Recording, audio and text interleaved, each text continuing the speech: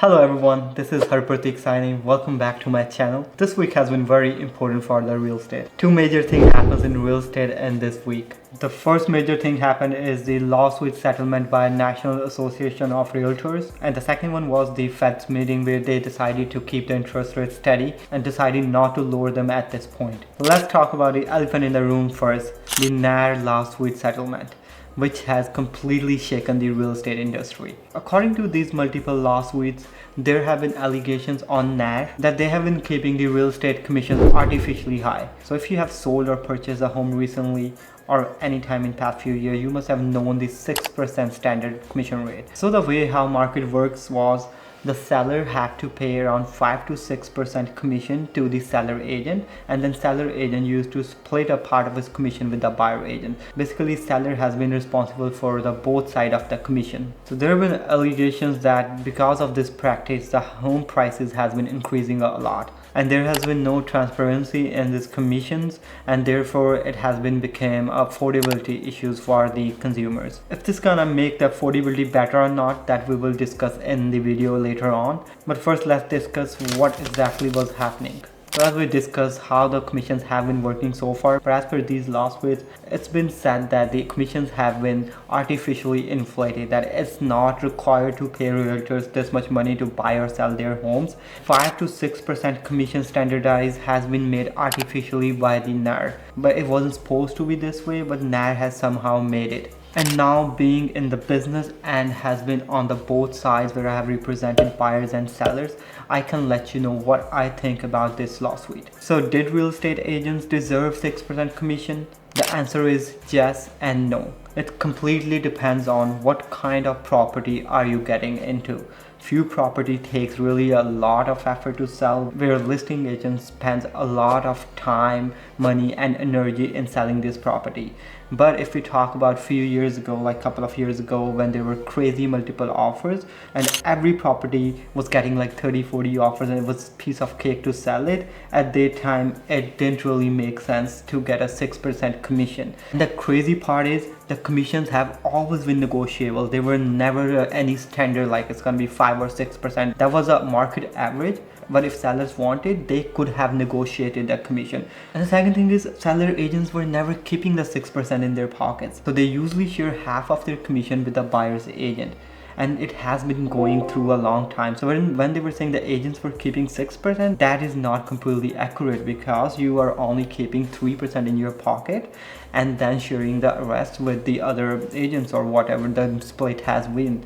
But now, do they even deserve 3%? It strongly depends on what the buyers or the seller agents have been doing to sell your property or find buyer a home. And the second major change we are expecting after this lawsuit come into effect is the buyer agents won't be getting paid by the sellers anymore. That has been in the news everywhere, that in coming future the buyers might have to negotiate their commission in the offers like they negotiate other terms, or they have to ask this money from the buyer. This actually is a scary thing for the buyer's agent. So if you think about it, there are a lot of agents who are solely dependent on the buyer's agent and have been working with buyers for their bread and butter. And now if they are not getting their commission from the seller side, it will be a little bit harder for the buyer agents to negotiate their commission from the buyers who are already paying down payments, or already taking care of closing costs, and on top of that, this extra expense will be put on their shoulders, which I think will make a little difference in the market. I have also heard rumors where people saying that there will not be any buyer agents anymore.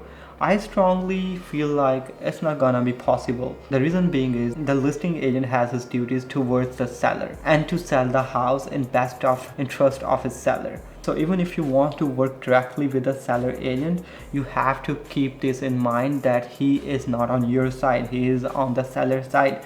So he won't negotiate anything on behalf of you. At first, it's gonna put his fiduciary duties into a risk, and the second, he's not really getting paid to do that. And why would someone spend double amount of time and energy into something for which he won't even get paid for? And the second thing is about the clients, like what type of the clients are out there. There are always two type of clients. One, who are very educated, who know what they are doing, who are already on top of the list, and they have been checking it on Zillow or Redfin, and they knew what's happening in their market, and they knew how the market is moving, they knew the comps. Those are the ones who have also been saying that the realtors don't really do anything. They just go there and open the doors and put out offers and make money. For those clients, they might still be able to work directly with the listing agent or even hire an attorney to write a contract because they're already educated and they know what they are doing. But there is a second type of buyer population out there as well, the one who don't really know a lot about real estate, who don't really know about the contracts, market, how the comps have been moving, how the houses have been selling. They could have been a lot busier in their daily jobs that they don't really have a time to see all these things, or they're just not interested enough to do so. But house is everyone's need, so they have to buy a house sooner or later. So once they're buying a house, they don't really know what they are jumping into. So for those kind of clients, I think there will always be a need of a buyer's agent. So for even the educated population who are already aware of real estate and everything, I seriously feel like if the things went smooth and they end up closing it smoothly, they will think that they haven't really needed any realtor. But if the things started getting south, which is very normal to happen in everyday real estate market. I recently closed a deal where deal was supposed to close in the beginning of March, but we have just closed it yesterday. Sometimes a lot of things happen which are not in our control or in client's control. But if that happens, then you seriously need someone on your side who can negotiate with that person from his experience. You don't want to lose the 3% or 2% deposit you have put in escrow just because no one is taking your back. So I'm pretty sure even when the client's gonna start going without a buyer's agent and a few things like this happen, the need to hire a buyer agent will emerge right away. When we talk about the future of buyer agency, I feel like the realtors really have to provide a value. If you're providing a value to your clients and not just opening the doors as it has been all over the social media and everywhere that a realtors just open a door, but if you're really providing a value to your clients, you're really negotiating for them, you're really educating them, I feel like the buyers won't even mind paying you if they know they are getting some value from you. My realtor friends, the only thing I have to say is instead of getting worried or scared, just try to improve yourself. Try to see how you can add more value into your client's life, how you can negotiate their deal better, how you can work for their terms and help them getting the best terms what they can get. Because if you're providing all that value to the clients, they seriously won't mind paying you money for that. This was all about the seller's agents and the buyer agents and how the real estate market's gonna change. And now let's talk about the benefits to the consumers. I have been hearing a lot that it's gonna decrease the home prices. I seriously feel like it's not going to happen. The reason being, it's not a big amount anyways, right? If you're selling your house at 5%, 500,000 house, you're paying $25,000 in commission, and now you are not paying the buyers and you're saving maybe $12,000 on the commission. That $12,000 is not going to make a big difference on the house prices, right? But the second thing is, why would seller reduce the price if they is saving that? Instead of reducing that price, he will like to keep that money in his pocket. That's any normal person will do. I will do that myself. If I'm saving $15,000 or $12,000 by not paying the buyer agent, I'm not going to give it back to the buyer. I will just keep it in the pocket. If the market is good and offers are coming, why would I share that with the buyers, right? That's very common. So I don't think so it's gonna make any huge difference on the pricing like it has been all over the media, because first, it's not a big amount, and the second, I'm pretty sure the seller would like to keep that money in his pocket instead of wanting it to share it with the buyers, unless his house is not selling and he has to do it, he has to attract the buyers. That's a different story.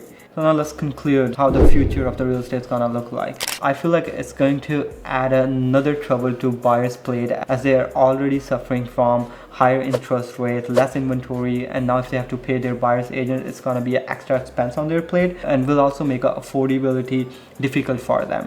And for the agents, I seriously feel like there are few cities, like for example, Bay Area. It's been very common there for the agents to give a part of their commission as a credit to the buyers. It has been a really common practice in Bay Area, and I have heard a lot of examples. I feel like all those agents who have been working with a business model where they are only getting clients because they are sharing a part of their commission, for them it's going to be a big trouble. How you are going to make clients understand that they have to pay you when you are just used to get their business business by paying them. All those agents might gonna suffer in coming future. But the other thing I'm very hopeful about is all the serious full-time agents who are here to be for a long time and who are not just doing it part-time, they're still gonna survive. Not only survive, they're gonna thrive. The reason being, there is still going to be a lot of opportunities, there's still going to be a lot of business. The only thing is you should provide some value to your clients, and if you are doing that and your clients trust you, they are going to come to you anyways. And the thing, sellers might just not going to stop paying the buyer agents, right? It's just it won't be listed on the MLS anymore, but there are high chances they will still pay something to the buyer agents, thinking how to attract those buyer agents and buyers to their property. Because if they completely stop doing it, it's going to be a big competition with the new builders, because new builders, I'm pretty sure they will still keep on paying the buyer's agent, and all the buyer agents will be taking their clients to the new construction homes. So if you have to compete in the market like that, you have to give your buyer agent something, even though it won't be listed on MLS anymore. But I don't think so it's completely going to end anytime soon. Thank you so much for watching this video till the end. I hope this will help you to understand what's going on out there a little better. So if you like this video, please don't forget to like, subscribe, and share with your loved ones and your family. And I will see you in the similar video next week. Thank you so much. Bye bye.